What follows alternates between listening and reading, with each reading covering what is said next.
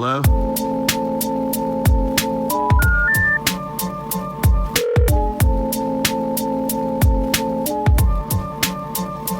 Telephone. I'll call you right back.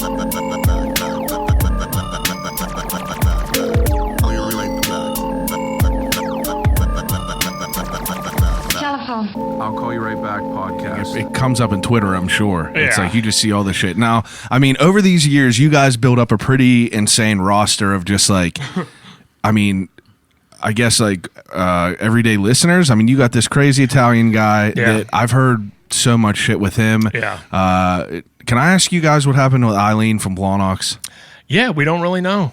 Like She was. legit, It was like every day you real guys deal. were talking Yeah. to her. we went on vacation 2-3 years ago, and This had to have been like 3 or 4 years ago. 3 at this Julys point. ago, I think It had was. to be at least 3 years ago. Like, we always go on vacation right around 4th of July. Leading up to 4th of July, she was cool talking to us every day. Like She would just call us every day. and Just sit on hold through the show, and we'd pick her up, talk to her, put her back on hold. even if we would only like air like 2 minutes of her talking, like a lot of times she would call around 6:30 and she would stay on hold through the entire show. Really? Yeah. So And when that we're, wasn't us being like, hold on, Eileen. She'd be like, No. we'd hang up or whatever, be like, all right, we got to go, and she'd call back.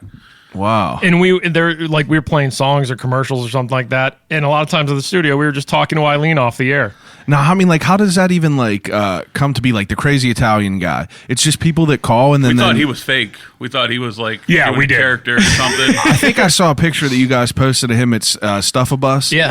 And it was the first time I ever seen what he looked like, and I was Yeah. like, holy shit. I was like, I just didn't expect it. Yeah, so this guy just started calling our show randomly, and he's just super Italian, loves everything Pittsburgh, loves all the sports teams, and he just started calling, and like Bob said, his demeanor, his just like over the top, like, yo, bro, it's just so Pittsburgh, it's so Italian, and he's like a natural like catchphrase machine too, you know, like no fair weatherness, bro. I don't care how bad the Pirates are, but no fair weatherness. Pittsburgh's got each other's back, and it's just like this dude has to just be fake. He can't be. He's got to be like a regular dude just making up this character.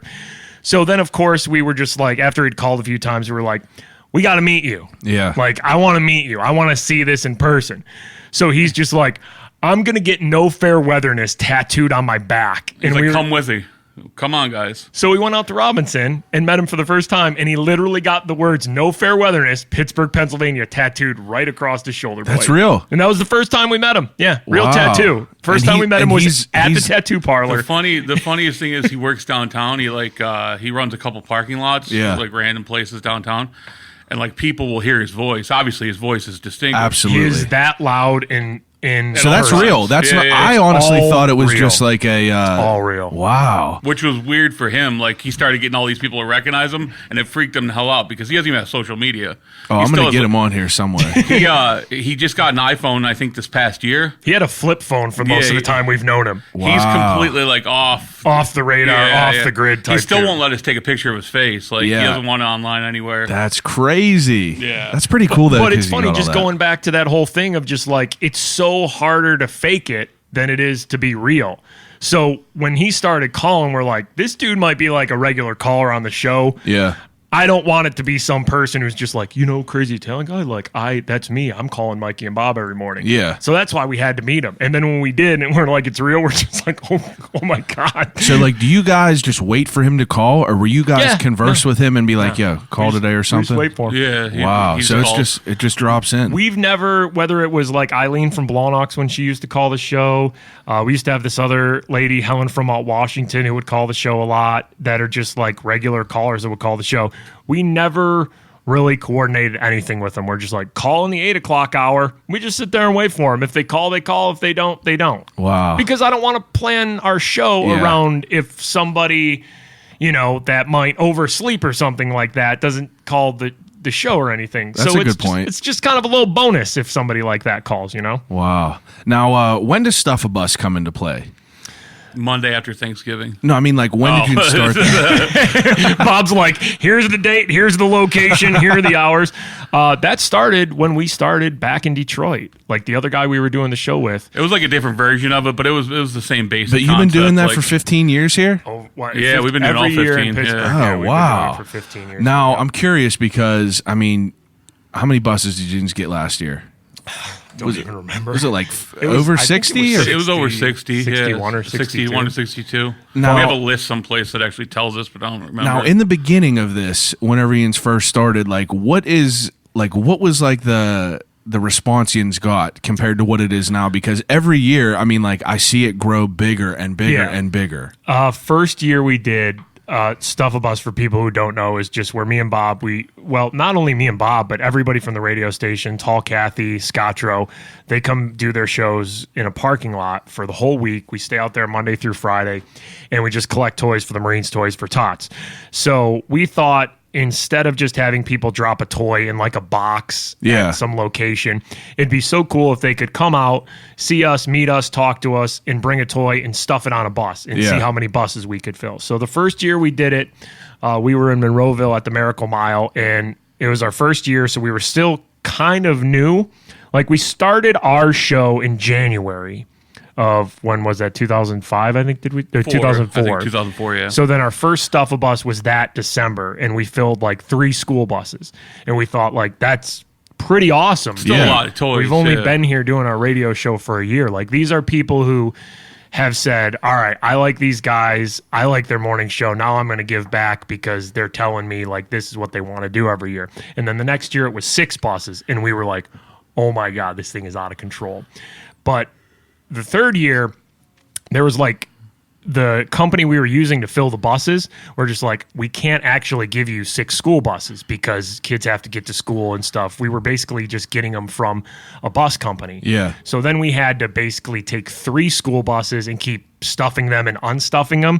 So then we had to get a tractor trailer in play. So okay. the third year it was 9 buses. And then the fourth year it was 12 buses. And then 15 years later, like, it was over 60 buses. But Every year it's been... it's grown in... Yeah, it's grown every year. It's grown every year. And it's like a couple of years ago, the Penguins, they would do like a toy drive at the Yeah. arena. If they had a couple games in like December, they would say, hey, bring a toy for the Toys for Tots.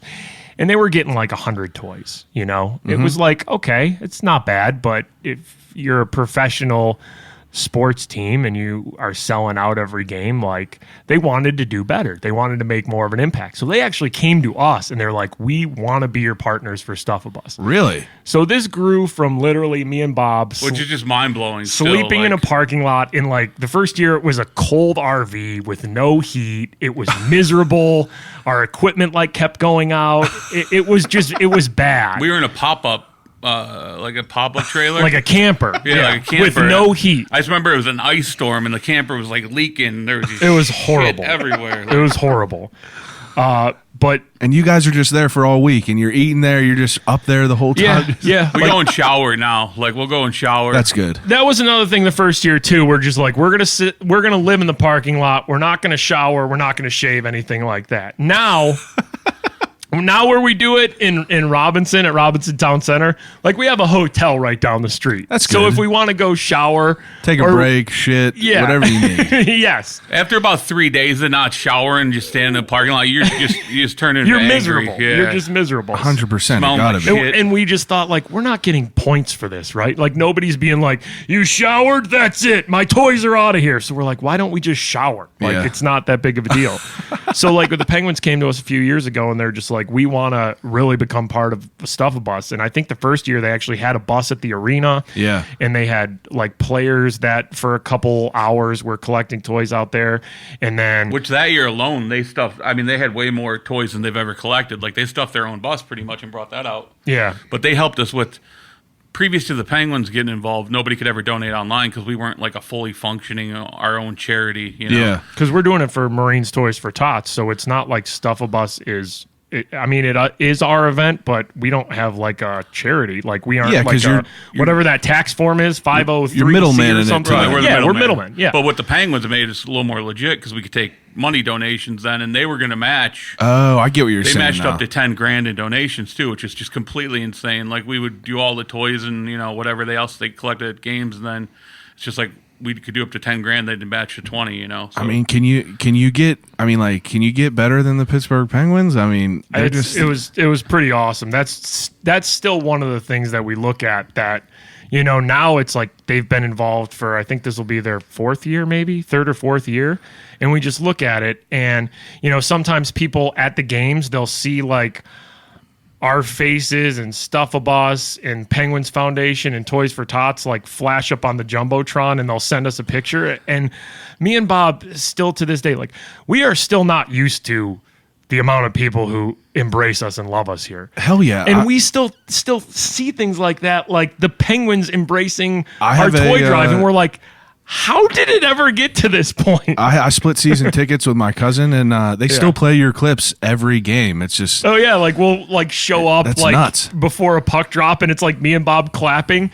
Every time that shows up, people send it to us. And they're just like, we see you, and I'm just like, how did it ever get to this? But you guys even do like cool shit like that. Like I was in that pen section with yins with the fucking cowbell and the awesome, Penguins. man. And it's like you were in a Penguins costume, right? Yeah. Cowbell? And like that was just like to see how crazy that is for that. Like now how does that work out as far as like, do you approach them and say like, yo, let us get a section? We're gonna go fucking crazy. I mean, the Penguins were like the first team that embraced us like here. Yeah, that's why I asked, because that's it's obviously a huge organization. So I mean, you guys, I know that GetGo is like one of the sponsors, or is that a sponsor for you guys? Yeah, I guess. Yeah. GetGo's whatever. We could run down the list. Me and Bob, our radio show is basically like a NASCAR car at this point. I know, that's what I'm saying. Like so people are approaching you. In Pittsburgh, it's like they're a part of the show now. Yeah, but we aren't just taking on like shit that we don't use either. Oh, I know. You got like, Turner's Tea and shit like that. Come on. We try to be pretty fair with that. Just like we take on good things that we love. But like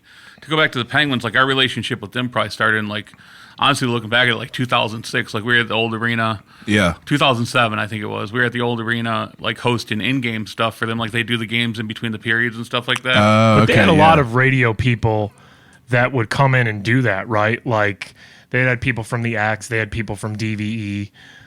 Because we're all like the same company here, iHeartRadio, and so they would have people do like in-game stuff during the intermissions and things like that, or play like what Selena Pompiani does now, like play a quick matching game or something like that. Yeah. So that wasn't a full-time job then. They always had like somebody fill in and do it. They'd have like a radio person or something. Yeah, it makes sense. So the first time we met with our people that we work with. Over at the Penguins, one of our good friends, Billy Wareham, now that we've known for like, over a decade. It's funny because they asked us if we wanted to do that stuff, and we're like, yeah, sure. We were still growing as a show, and we were like, that's an awesome opportunity. Hell yeah. Where we were excited. We're just like, they're going to put us like on the Jumbotron of the Penguins game and like give us live microphones in the arena. Like, hell yeah, we're doing this. But everybody always told us, soon as the radio person gets up on the screen, you get booed.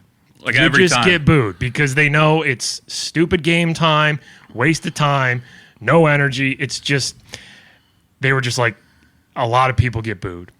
Soon as they turn our mics on, you might fucking get booed, dude. It was literally that warning, and like going into it, like they had a serious talk, so you guys might get booed. It was like they were, it was like they were setting us up. It was like they were our parent, and we were going to our first baseball game, and they're like, you might not win the game every time. So it was like a lot of people get booed. So, just don't take it to heart. Everybody kind of gets booed, and we're like, we're not going to get booed. And they give you this like script to read, like, which I'm sure all the other radio people that did it before has read like word for word. Yeah. Where we just come in like maniacs. We came in and we were just going to be loud, and we were just going to be loud noises. We wanted to be so loud that if people were booing us, nobody would hear it. So we were just. But the other thing was too is as soon as our mics went live, we would say something like, if somebody had scored that period or something, like say Sidney Crosby had scored that period, and it was 10 minutes later, we would start as soon as our mics went live with like, everybody, how about that Sid goal? One more time for Sidney Crosby. So then they're already cheering. Yeah. Boom. Got him. Go. Who's not getting booed? Yeah, That's there you right. go. These guys right here. We're halfway through the game before they even realize we're there, and that's off. And then we were just yelling loud. Like, let's go Pens at the end. We'll start chanting. I've been to, I've probably been to 60, 70 Penguin games with all of our shit. Playoff games, Stanley Cup games. I swear to God, I've never been to a game that has been louder than the Penn section.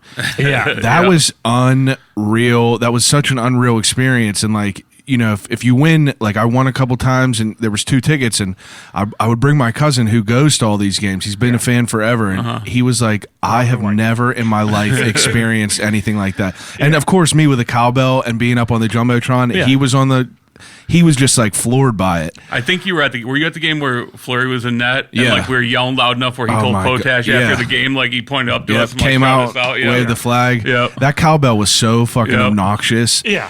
How about, whenever I would bring that in there, they would have no problem with me bringing in this like 8-pound cowbell that I could literally Negan someone's head with. Right. But they would not let me bring in a drumstick. So I had to go outsad and tuck it in my sock like a shank and then come up and then just like pull it out. Insane. It's funny because that all kind of goes back to us though. Like when they started doing the big screen, like outside, like back in like even at the old arena, like they asked us to be the host of that. Oh yeah, so I that's like remember where that that relationship built. Like, and it led to like Penn sections over the years later. But like, so when they started doing the playoff big screen, we would always host that, and we did for like I don't know this. They still have it going on. It's just been in different locations and different forms now, but through those first couple of Stanley Cup final runs when it was just like a whole generation was getting their first taste of the Penguins going to the Stanley Cup finals. Yeah. Like we were hosting because the games are selling out,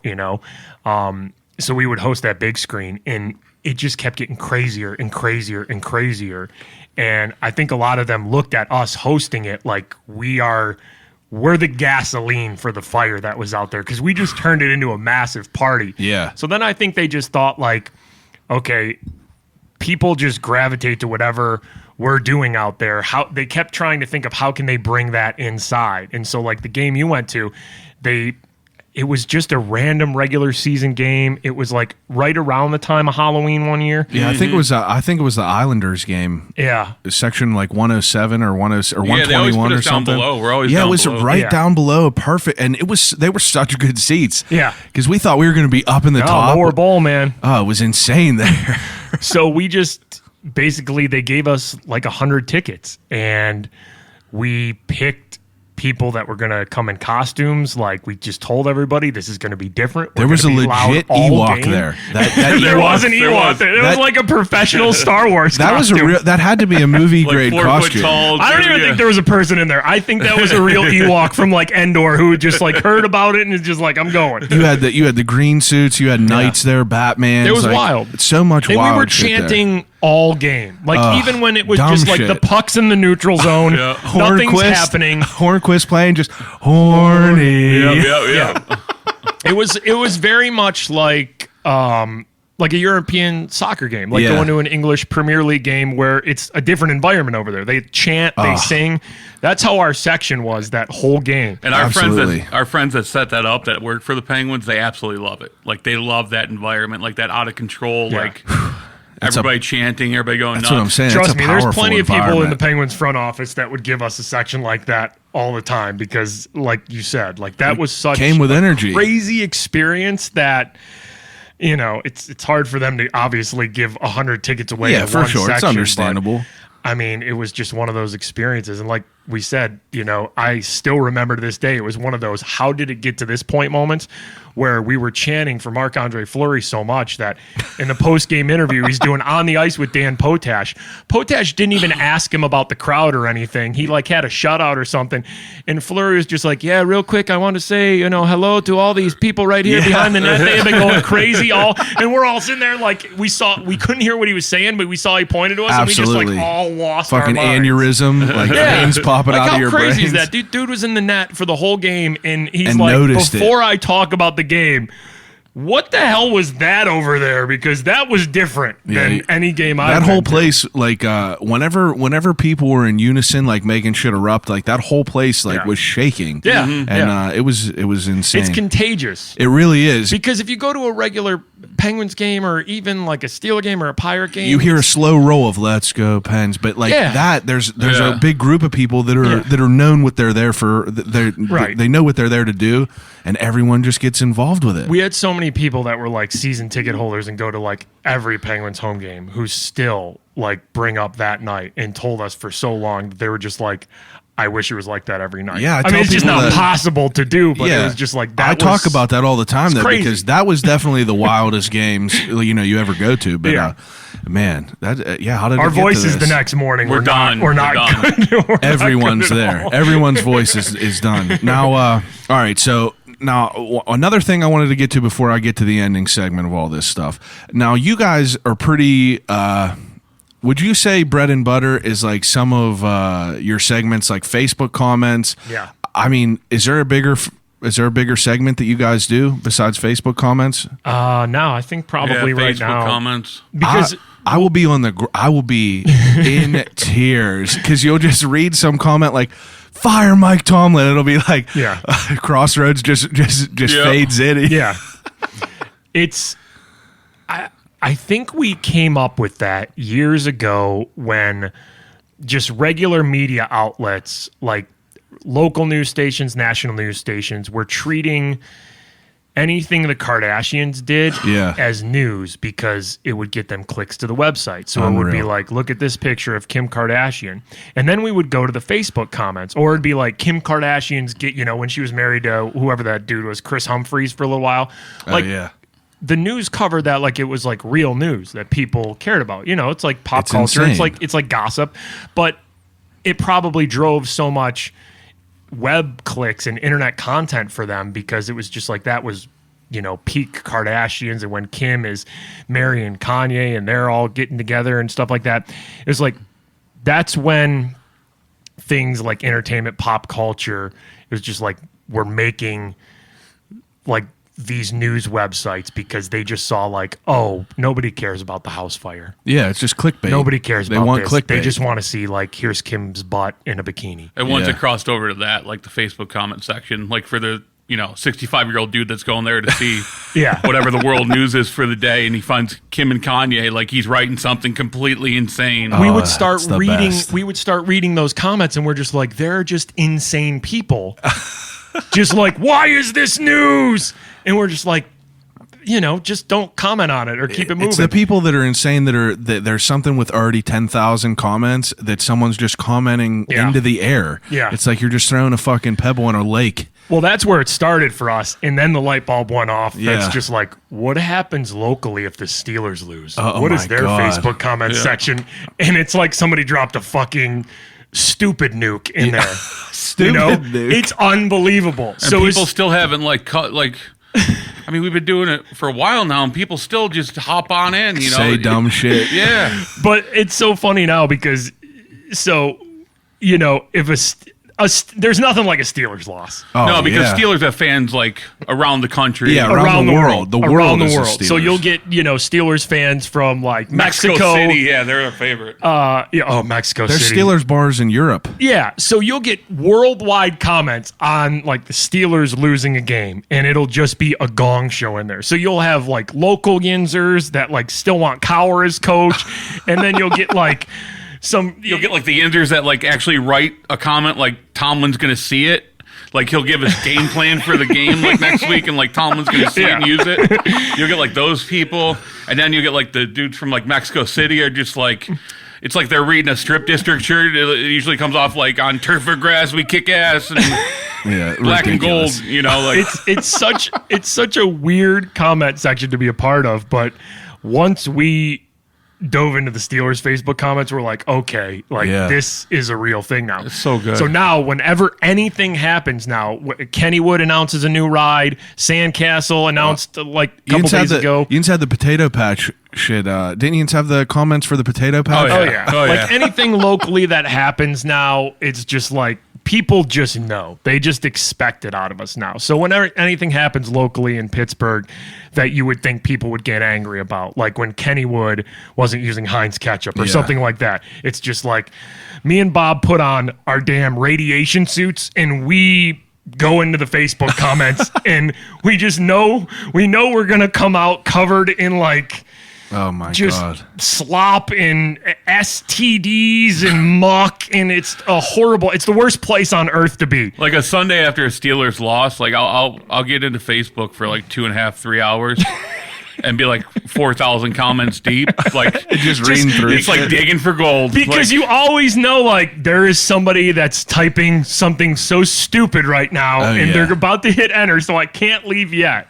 And I think it also helps that, like, you guys, those comments are funny enough, but to hear you start laughing and to hear you start laughing, that's whenever it starts getting even more contagious, like Office Monkeys. Yeah. Like, I think that shit is so funny because, like, you'll We're just hear just trying you to laughing. make each other laugh. That's the whole basis of our whole show. You could tell pretty that. much, yeah. That's it. From an outsider's point of view, you could tell that you guys are really just like having fun, and you guys are just being authentic, and like really just like trying to stick to the. That's it. We're just trying to make each other laugh. It's basically like we are not getting paid, and we're on my back porch. Bob's parents might think we're gay, but we're just trying to make each other laugh. That's it. It's like the same thing. Now, the last thing I got to ask you about before I get to this ending segment is all the raps that you guys put out. You got the Stink Bug rap, Gobble Gobble, Ball Shorts. Yeah. You guys are doing this all yourself? Like this? How does this even come up? Yeah, that was just kind of like early years of YouTube. Yeah. I think. And people were still kind of grasping what a YouTube channel could be or should be, and we would just come up with these random songs. And what's the biggest? The biggest original song. I mean, you guys YouTube deleted our account. Yeah, the one thing that sucks is our original. Like we had a way bigger YouTube account because we were one of the early people on. Why'd they delete it? Copywritten music because we had. It was before you could tag like stuff and it. Like the music would get credit or whatever they do now. We had some karaoke videos on there of like. We used to do a thing called the Big Bar Adventure where we would go out to like random small hole in the wall bars and throw just these wild ass karaoke parties. This was like our first couple of years here, and we would upload the videos of any like weird performances or something like that. But early on YouTube, they didn't have the technology or algorithm, whatever, to like flag the music. Yeah. So like one day they must have enacted something where it flagged like all of our karaoke videos, and they're just like violation, violation, violation, violation, violation, and there was nothing we could do, and it was just like our channel was gone. Man. So anything like we reached out to them, we contacted a bunch of people, nobody could get it back. It's just like so we just started over. But I think the biggest probably original song that we've done is probably Ball Shorts. Or the Gobble Gobble song, the Thanksgiving song. Yeah, I think that might be because you guys are coming with bars. The thing with the most views though is chicken nuggets in the belly button. Yeah. Like there was this like that's when we just went weird YouTube real quick, where we just had this beat that was like bam bam bam bam bam bam bam bam bam bam, and the whole song was just put the chicken nuggets, put the chicken nuggets, put the chicken nuggets in the belly button, baby. And it's me dipping chicken nuggets in Bob's belly button. Like we filled his belly button full of like barbecue sauce. Wow. And like it's basically like it's a really disturbing like kid show. It is. It's like a kid show that has gone horribly wrong. People that we probably did 10 years ago, and like when people walk up to us with their kids, the first thing kids said like, tell them what you like, and be chicken nuggets in the belly button, just like, yep. But people will like comment on that from all over the world. I bet. And like it's such a dark YouTube video to find, and I don't know what people are searching for to get it. But it's got like, I don't even know how many views it has, but it's like, It's got well over a couple 100,000 views, and it's just it's just me. It's just us singing and me dunking chicken nuggets. That's why people like you guys. You guys are real about it. You guys just, say whatever the hell pops into your head. Yeah. Doesn't always have to make sense. Yeah, it doesn't have to make sense. So, I mean, like, you guys, as far as, like, what you're doing now, I mean, it's just the same shit. You guys are just, keep trucking along with what's going on at the radio. Yeah. All right. We just stay focused and, I mean. We're not going anywhere. It's still. Or as Pittsburgh as we can be forever. It still blows our mind. Like, we were on the cover of the city paper. Yeah. Oh, yeah. Best of Pittsburgh. And it's just like. Seeing something like we're still not used to that, like we creepy ass clown costume. Bob was in his clown costume. Yeah, but things like that still happen, and even when somebody will say hi to me at Giant Eagle or something like that, we're still not used to that stuff. It still blows our mind that people like our show and they're listening to basically just me and Bob, on my back porch trying to make each other laugh all these years later. Now, the thing that's interesting to me is you hear about Mark Madden seems to hate everyone in the world. Yeah. You guys seem to get a pass. Yeah, Mark Madden's he does his sports show on 105.9 The X, so he works in the same building as us, same floor as us. Do you guys walk around like greasers and socias, going around back the fuck up off me? We see him all the time, and we've just he's come out to Stuff of Us too, and hung out with us at Stuff of Us. That's what I'm saying. You see him come out to you guys, and I feel like he ain't doing that for everyone.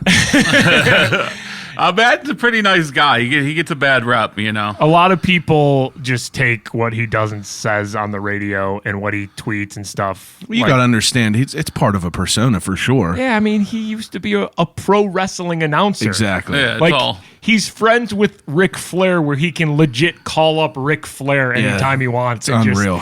So he has that wrestling persona background, and he just carries it to the radio. So people, I think a lot of times, don't separate the person from the persona, and people play into it exactly where he wants them to.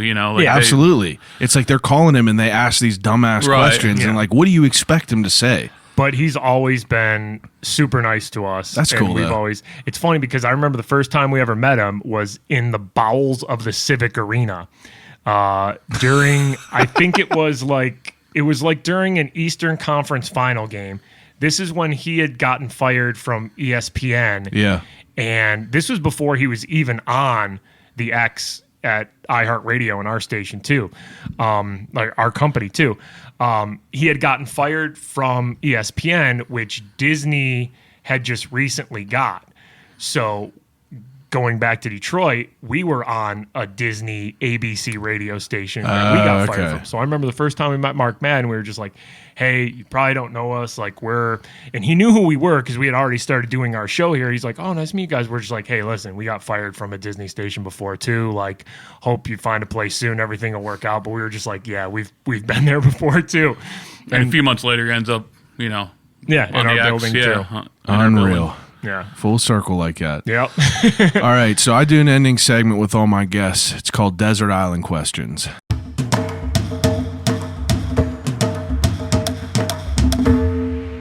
Yeah. Fan of The Office? Oh, man. Come on now. Who ain't, right? If you ain't a fan of The Office, get out. So I do an ending segment. It's called Desert Island Questions. I ask each of my guests, I give them 3 categories to take with them on a desert island to exhaust until they starve to death and die. Oh, boy. First category is things to watch on a desert island. So you guys get to pick... you each get to pick 3 choices. It could be TV, movie, YouTube, whatever you want. Specific shows we're talking? Shows, movies, whatever you like. Desert Island shit that you could just watch every day. I feel like if I'm doing Desert Island TV shows, I could watch The Office and Parks and Rec back to back to no end. The Office, Parks and Rec. There's a couple. Modern Family. You can start The Office from season 1. And by the time you get to the last episode, you're already ready for the first. About season 1, so you could start over again. 100%. I don't even need to be on a desert island. I could pretty much just take The Office and be good with it. But you think why the hell hasn't Netflix put a shuffle option on there? It's come on now. That is true. Yeah, Office, Parks and Rec, I think would be the shows I'd go with. Okay. What about a movie? Got a favorite movie? Just one. What is it? Dirty Dancing. That's a good one. I'll accept it. You okay with that? Tell him about Dirty Dancing, though. Why do you like that? I've seen it probably like 115 times. Why, though? 120 times. You My Swayze mom guy? always watched it like when I was growing up as a kid, and it's just Do you like think she was watching for Swayze? probably I don't even know. Come on. What do you think she's watching? Have him Swayze lift Fantasy? up? Do you Like think it's she had- Swayze, Yeah. yeah. It I had ain't. never seen Dirty Dancing until a couple of years ago. It's good, And but the I only mean, reason I watched it is because that's Bob's movie. He's like, I've I could take Dirty Dancing, Roadhouse, like any of those. that's what Swayze I was going to movies. say. Roadhouse, I'm The not- Outsiders, like come on. Yeah. You got There's a all lot of good kinds good shit. Swayze out there. Point Break, You ever see Fatherhood? Father. No, what's Fatherhood? He's like a criminal, and he got 2 kids that he like goes and takes back, and it's, Oh, it's like really? a comedy relief, like kind of serious movie, old school. You know, I'll put you on. To it. I'll have to give it a look. Yeah, All right. I go Dirty Dancing just because it's shameful and I know the words to the whole thing. and if you were on a deserted island too, I mean, A little cardio, a little dance. once they find you, first of all, you're going to be skinny as hell, and you're going to Yeah. come back with like Swayze-like dance moves. Yeah. If somebody finds you on that deserted island, you are coming back a whole different man. I'll at say that this point. right now: they better not find me. I just see both Ians practicing, like you in the water, like trying to lift him up and put him on. Y'all motherfuckers better not come for You me. better not find me. I'm coming back skinny with Swayze moves. about I could yours? take Pixar movies, man. I love Pixar movies. I love Coco. I love Oh, Up. Coco! How good is Coco? Listen, I bawl like a baby every time I see Coco. 100%. That is my go-to movie. The grandmother, dude. Oh, you're man. just like, come on. I cry real tears. Like I sob like I ugly cry for Coco. Coco, Up, Wall-E, yeah, any of them are good. Pixar movies, man. I mean, there's really not too many that are bad. I love space movies too. Space, Sci-fi movies, I like or No, he's like space. You can talk to him about space. like Ghosts of Mars with Ice Cube. no, like real space. No. Like The Martian with Matt Damon. Okay. Are you Like, pumped about that Astrid movie that's coming out or whatever the hell it's called with Brad Pitt? anything that's like somewhat like I can get into fantasy space. Yeah. Like I mess with Star Wars. I've Yeah. always liked Star Wars, but like He gets a boner over like asteroids and stuff. Like real shit, space like The things Martian. that could maybe possibly happen in the future. Okay. Like Interstellar with Matthew McConaughey. Yeah. Anytime it's on TV, I'll stop at a Except space we're movie. way too big and tall to ever be in a spaceship. Like they're never gonna make. It'll shit never that happen. will shoot us No, up. we've researched this before. I'm actually too tall to I be was an too astronaut. fat for space camp as a kid too. Yeah, you're preaching to the choir. So I if- couldn't if- play football. If you went on like super sloppy double dare When as you were a kid, a young kid, did they have the weight limit for football too? Hell yeah, they Yeah. want. They said you can't play Little Tigers, which was like Little Tigers had some fucking some power on its name. They said you had to play with kids that are like 4 years older than you. Man. Ain't happening. I had to wait till middle school to play because I could never play in the junior. That's what I league. did. Middle school, and then they were like, "You're the biggest one. You're gonna just take this ball, Yeah. and you're just gonna give it to the quarterback, and don't let anyone touch him." That's how I kind of got started into football. yeah. See, so you two are both big, and they're just like, oh, you need to play football. You just need No to love for the block big the guys. other human. That's it. And I was just the basketball Like kid. we're and they're fucking just like, pieces oh, of you're- meat or That's all it something. was. You're tall. You should be good. I saw a It's like- tweet today that you put out. Someone told you to start watching Handmaids, and I just have to say that it is. I'm almost done with the 3rd season. It is Yeah. one of the best. It's super aggressive and Yeah. very dark. Rape, crazy shit. I started watching they only have one season out, but there's a show on HBO. Euphoria. I think Drake. Yeah. Yeah. You already, as soon as you went super aggressive, I'm like, I'm watching a Well, super aggressive show currently. I Euphoria. haven't watched that yet, but people It's wild. People know, like, I Like Kids, the movie, and It's- that's yeah. fucked up. But they were like, oh, it's kind of in the Crazy, same just vein. like kids, sex, wild drug Yeah, use, weird ass shit. stuff That's like next that. on the list. Yeah. But Handmaid's Tale Lots is of definitely dongs. worth it. A lot of dongs in there. In No, in Euphoria. Yeah. Yeah. Like, I don't want to give you a spoiler, but there's an episode of a fat trucker who has a micro penis. That Oh, was nice. I was not ready for it, and I almost passed out laughing. To where I obviously we can't talk about that stuff on the show. Be like, hey Bob, I watched a show on HBO that had a trucker with a micro That's penis. what we were doing though when we were playing like songs in the morning. Yeah, Mike so was when showing we're me playing that. songs and commercials, I'm like, Bob, Euphoria last night. I'm just going to get on my HBO Go account. And I got to the part and I'm just like, dude, I'm like, dicks is whatever. Like, Yeah. a dick on TV is, obviously there's always more naked women than there Yeah, are for sure. like actual full frontal men. So when you see it, it's still a little just like, oh, HBO's going dicks with this show. Yeah. Okay, all right. You're they're used to going all boobs in. and shit, but Right. like. But dick. when they have a trucker with a micro penis, you're like, oh, what the hell was that? Yeah. What was that? Like, I stopped it, and I'm not even ashamed. I rewound it because I'm like, what did I just see there? It's like Ken Jeong in The Hangover. You're like, yes. Yeah, with yes. the mushroom. It's just He said, "Is that a crazy." mushroom?" So yeah, like the other day after I saw that episode, like me and Bob during commercials, I'm showing him a trucker with a micro penis, and Bob almost passed out. We were laughing. I'm so happy hard. we talked about it on here. Yeah. All right, so second category is. Do you guys read it all? No. Okay. No, I had like if you were gonna go with books, like I Okay. can't even remember the last book I no read. one ever reads, so I always ask, what No. about video games? You guys video gamers? Yeah. Can you pick 3 video games? Like of all time. Yeah. I love Madden. I love any Madden. You're still a Madden guy? I haven't got the new one yet because I literally played the last few seasons so much I felt like it was taking over my life. And okay. It became like an addiction. You get into it. Yeah, I get real deep into Ultimate Team. He's like the guy who does like the Masters. Like when you see the guy that like actually beats the game, that's Mike. Yeah, like, who he'll- like plays for just like, I'll look half the season. I'll be like, oh, I've spent a week on Madden. Like, Yeah. what am I doing here? So this Insane. year, I'm just like, you know what? I'm not going to get it when it comes out, and I'm going to see how it plays. I'm basically somebody trying to go cold turkey and I stopped playing it doing last crack. year though. That's stopped all playing right. It felt good not playing it last year. Right. It felt like when I stopped playing fantasy football, Yes. like where I didn't need that in my life. It's like it another felt thing like that people do, and it just, you don't notice it, but it's just like, wow, this is really taking over a lot of my I never life. got into it. I never got into like the fantasy football and like good. I'm so good you bad. stayed away. I'm so bad at video games that Yeah. I just never even played Madden. I would just get pissed way Yeah. beyond it. like Call of Duty Black Ops, like the I just got Call of Duty again because my friends started playing World War II. Yeah. And they were like, oh, we're going to get back into it. So I was like, I ain't buying it again because I don't play too much. I ended up going by GameStop and they were like, it's $7. So I ended up buying it. It was worth it. Yeah. But Peak it's- Call of Duty Black Ops, we would play like every Friday and Saturday night, and we had become friends with Heinz Ward. Oh, yeah. So we would get on a lot, and Heinz would jump on. And Is he trash on the sticks or is he good? No, he's fine. He's pretty He's good, fine. yeah. There was one night where there was like, I felt like half the damn team play, like James Harrison, Willie Parker were playing and stuff. So it was like B and Bob are texting each other like, Heinz is just like, somebody else would join and be like, yeah, James Harrison's on right now. James, Mike and Bob are playing with us. Say what's up to him, And me and Bob are just texting each other like, what the fuck's happening here? It's like, we're playing with like half the damn Steelers team, but That's pretty sick, though.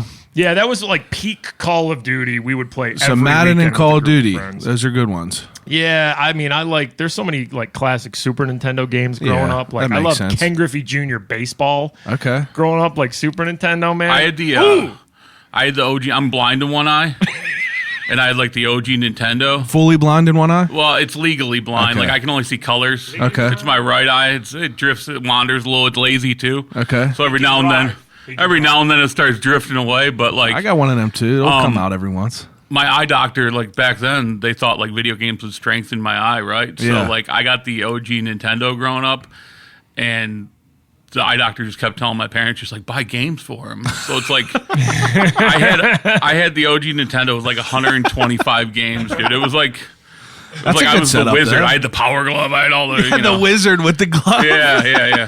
I had the trackpad, even though my little fat ass wasn't like running on the trackpad. Like I wasn't doing any of that that stuff. track and field game. Yeah, We the track had- and field pad. We had the track and field game. I would Yeah. use my hands for the It run. just had, it had like little bumps on the track. That's exactly what I did. You were not running on it. No, That's exactly what I did. Is I would use my hands. That's hilarious. All right, so third category. I'm most curious about this is 3 things to listen to on a desert island over and over again. And if you can, get specific with CDs or whatever. Oh gosh. I think probably my favorite album, like I think just the more I listen to it, Mac's last album, I just can't stop playing. Fuck yeah. I mean, it's so good, and obviously I think him passing away and it being like his last full album kind Yeah. of body of work, like yeah, other stuff will probably come out. But like to know that was the last one he put out, because there's so much Mac Miller that hasn't been released That yet. none of us has ever listened to yet. But the problem is that when he would record, he would be so specific. Like he would do a song and he would be like, that's not going to fit with this project I'm doing. So Let's just keep it. He would tuck it away. So he has all these like projects that are just like pieces here, pieces there, which, eventually that'll have to be something that his family sorts out. Kind of says like, do we want to just keep this for us? Or is it something that, obviously he wasn't confident enough that it was a finished product to put it out, but there's so much Mac that hasn't been heard yet. And it's crazy how this all lined up, because like that was one of the first like big things that I've experienced with you guys on the show, was his premiere of that. Yeah. And that just happened yesterday, 2 days ago. And how did that even come about? Like, well, it was just the anniversary of his kids mixtape, and I can't remember the first time we met Mac. Outside Nakama. Was it outside? He was with Nakama? Revis. Is that what it was? Yeah. Little kid. Revis taking me up to New York. Yeah, like right, even before, he was probably, I don't know, 14, 15. Yeah. Even if that, I don't even know if he was even that old. That was when Geiger, our friend John Geiger, was like Darrell Revis's like manager or whatever it was. And then they knew of Mac, or they kind of embraced Mac. And yeah, we saw him outside in a com on the south side, I think, one day. And we had known who he was, but we had never met him. We just heard like there was this kid, from Alderdice who's you see videos of him like rapping in the lunchroom or whatever. Yeah, him. There's that freestyle of him killing it. Yeah. So we had known of that. We just never, crossed paths with him. That was before Kids? Oh yeah, that was before Kids. Okay. Way yeah. before Kids, yeah. Yeah. And like, did he contact you to come up here and do this? He came up with it was through Banach. Okay, yeah. DJ Banach, who's been Wiz Khalifa's DJ since like day one. He is probably like, if there was somebody else to say, if we had to pick like a third best friend, it would be Banach. We've known him for well over 10 years, me and Bob each. We keep in touch with them all the time, and he has just like become one of our best friends in the world. And he went to Pitt for like 15 years, so he was the opposite of us. Like we didn't go to college very much at all, but Banach, yes, he went too much. He went to Pitt way too much. Yeah, like I think it got to the point where just Banach knew everybody in the city. Yeah, but when Mac was, he had some buzz going, and Banach was doing afternoons on our station at that time. And he just basically told Mac, like, you should come up to the studio. I'll just do like a real quick, interview with you, and you can like release the link to the mixtape just from our studio. So, we just had like the 9 years anniversary of that. And that was like the first time he'd ever been to our station. But just kind of going back to how me and Bob run our show, like we never really have guests on our show too much. Yeah. Like randomly we'll have a person here or there, but like we always just think like we're not just going to have somebody on to promote something. Like it's got to be good for our listeners. Yeah, something that you actually like too. Yeah, it's just like most people that listen to our show, they just want to hear us and what we've been doing for years. Yeah. And randomly, if there's somebody who's, I don't know whether it's important enough or that's just going to be interesting enough, but I look back on it now, and I think our biggest guest we've ever had is Mac Miller, because whenever he would come out with an album, we would have him on, or he would call in, or something come just like hang that. out. Yeah, like he could join our show seamlessly too, which was ridiculous. I mean, he's just a funny kid, Yeah. When he was promoting the Good AM album, he came up and just sat in the studio with us for like an hour and a half, and it was just like the Mikey and Bob and Max show. And I remember, I don't even know if he had anybody with him. No, I think he just got dropped off at the station. That's or so drove awesome. himself up, and he just like, there was no like record people, or like there's no manager or anything. I think he was staying at his parents' house. Like I think we asked him, like, "Are you staying at your mom and dad's?" He's like, "Yeah, just hanging out." But it's a fucking shame. it was always so cool because you could just talk. It's a damn shame. You could just talk Pittsburgh stuff with him. You know? So like we wouldn't even need to prepare for an interview, because it would just be like, Kenny would, right? And he'd be like, yeah, Kenny would. It's just like you knew you could just talk Pittsburgh. You could just talk it's just like any regular yinzer. You could just talk Pittsburgh with the kid, and then I remember one time he called when Drake and Meek Mill were beefing, whatever. Yeah. Dude, he called and we were talking to him, and he's just like, "We're gonna get Drake and Meek Mill on the racer at Kennywood, and like that's how we're gonna squash this beef." Just like, oh, just so many good memories, man. Yeah, that's an awesome memory to have in your wheelhouse. Like Desert Island. I'll take Mac Kids now that I'm thinking about it. Okay. Yeah. Kids in Swimming. Jay-Z Blueprint. Those are great. Those are great. All great. Now Kanye College Dropout. Man. Yeah, that's great too. What's your favorite Disney soundtrack? Is it Little Mermaid? Oh boy. Oh, It's a lot. It's a lot. See, I don't think they're. Now, whenever I say favorite Disney track or Disney album, you got to think of like the whole entire album rather than just like banger songs. That's exactly what I was gonna say because, like, Little Mermaid start to finish album is fire. Now, hold up. For him, what was yours? Because for you to ask that, you're waiting for a response. I mean, I love. You know what you're going in with here. I love as far as single songs, Little Mermaid. I do love. I love Aladdin so much. Yeah. I think Aladdin. I probably gravitate towards that most because of that was my favorite growing up. But I mean, I think songs you either have like the main hitters, Little Mermaid, Lion King, Beauty and the Beast. But as far as a whole, I would have to say Aladdin. I mean, for me at least, got the most tracks. It's such a tough question. It's a tough question. Because there's so many songs, and you're like, you have a favorite song? What has the most? Man, Lion King's got bangers. You know, Lion King does got bangers. Lion King has some tracks, but I would say probably best album. I would probably go Aladdin too. Like I feel like Aladdin has the most on it. You got Genie in there, but then I think the best songs might be Lion King. The most monumental Lion King. I mean, Sebastian, Under the Sea. Man, like that's crazy. Such a good one. Bob's just sitting back here like, I don't even know what the fuck you guys are talking about. But it's like this ain't me anymore. It's not like I've never seen a Disney movie. I've obviously seen all these movies. You're not the guy that just keeps it in his brain. I don't have that passion, like. You know what was great, though? And I don't think it got the credit that it deserved, and I think it has already been swept under the rug. Beyonce did, like, a Lion King album on her own, right? Like there was a regular Lion King soundtrack when they just released it. Yeah. That of course had her singing with like Donald Glover and Billy. You saw the new one? Yeah.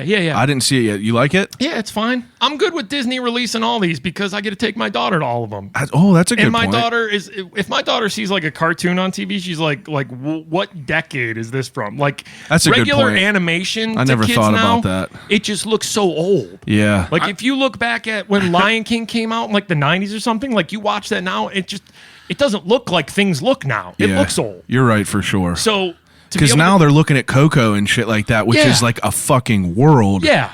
It's you're like looking next at. level animation, and that is such basic animation that That's true. we might have grown up seeing. So when people get mad about remaking things, I always just say like they're not remaking it for you. Yeah, they're you're remaking it because like we're all getting old, and whenever people get angry, like why are they remaking this? It's like I get fired up about this because I just think you're getting fucking old. Like it's not for you. It's for a whole new generation. I talk shit on Will Smith whenever they released that blue picture of him first. Were you the guy in the Facebook comments? Like, you want to find a messy Facebook comments? Wait till they announce one of those. You saw Will Smith as a blue genie. You're just like, I was not like, my genie. I'm diving into Facebook. 100%. I put that. I'm guilty of it. But I hear so many people saying that it was actually pretty fire. It was good. Yeah, I'm gonna have to go see it. Good. Lion King was still sold out on Saturday. I went up there. Bro. I went up to Robinson at 1:30. Not a seat left. That's wild. Wild. But Beyonce did a full separate like Beyonce Lion King album. She had like Kendrick on it. She had Donald Glover on it. Childish Gambino. Of course, she had Jay-Z on it.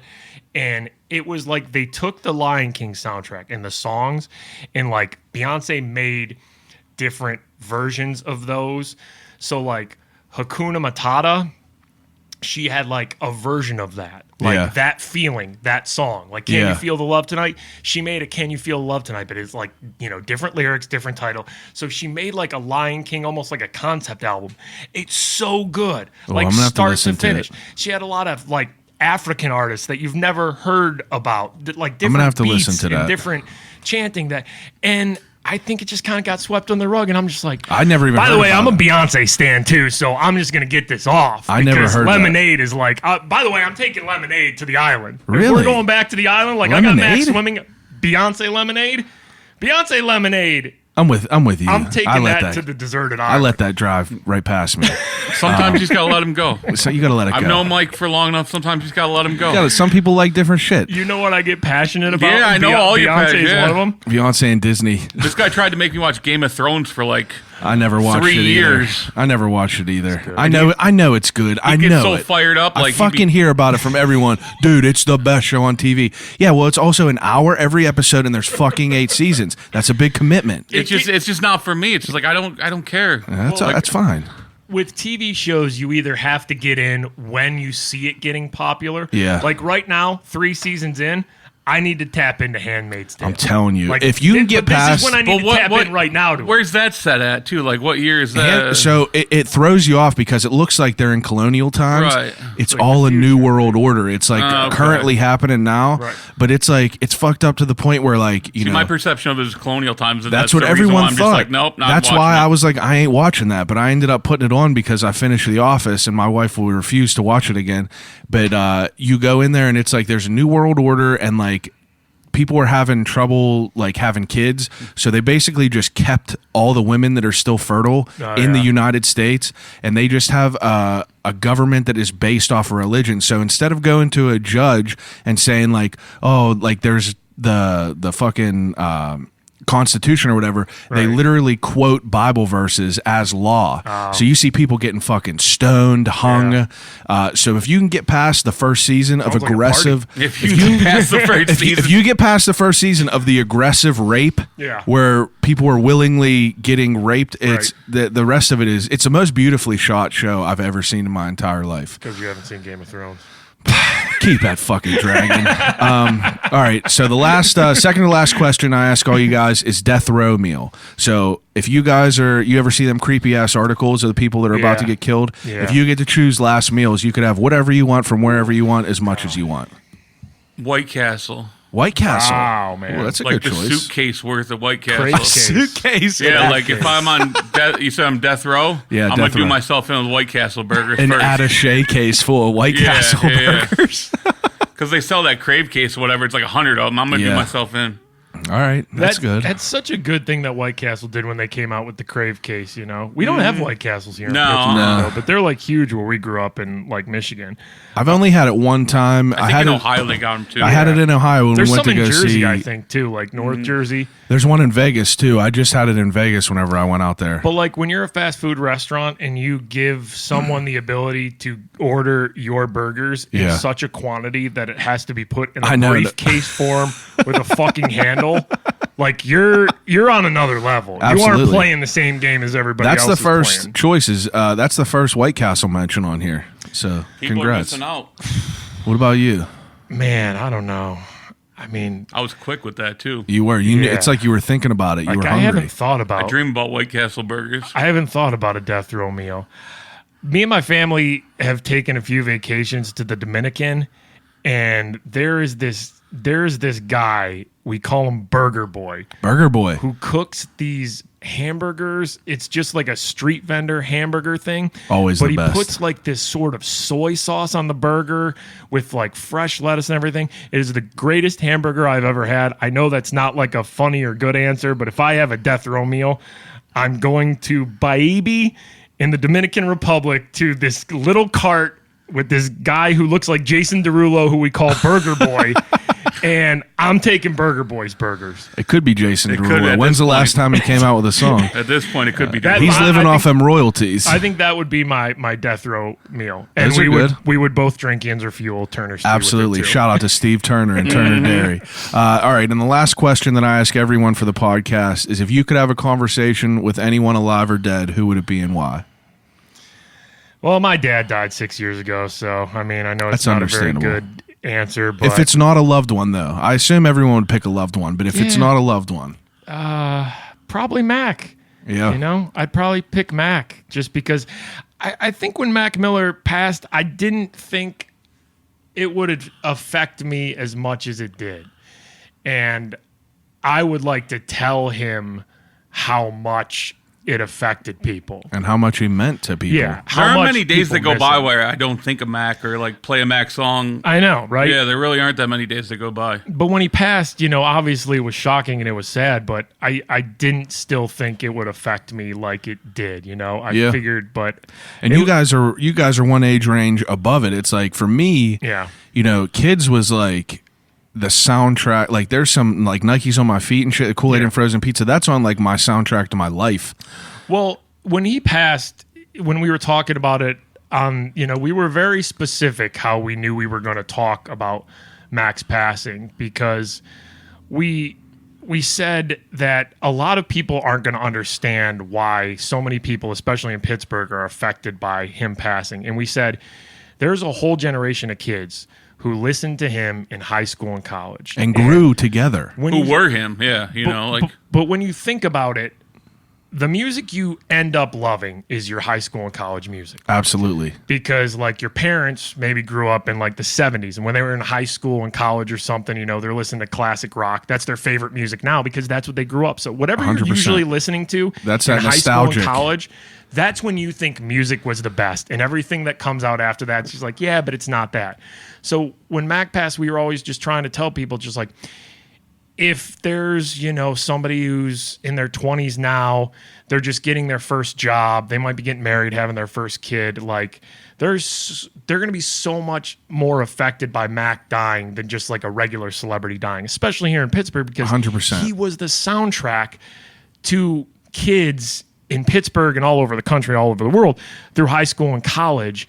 And that's the music that so many people will still be listening to 20 years from now, and they'll be like, yeah, this rapper's okay, but let me tell you, he's no Mac Miller or something like 100%. that. So it would be nice to be able to talk to him and be like, man, like, people loved you. You were really crazy. Like you were really the real deal. Impact.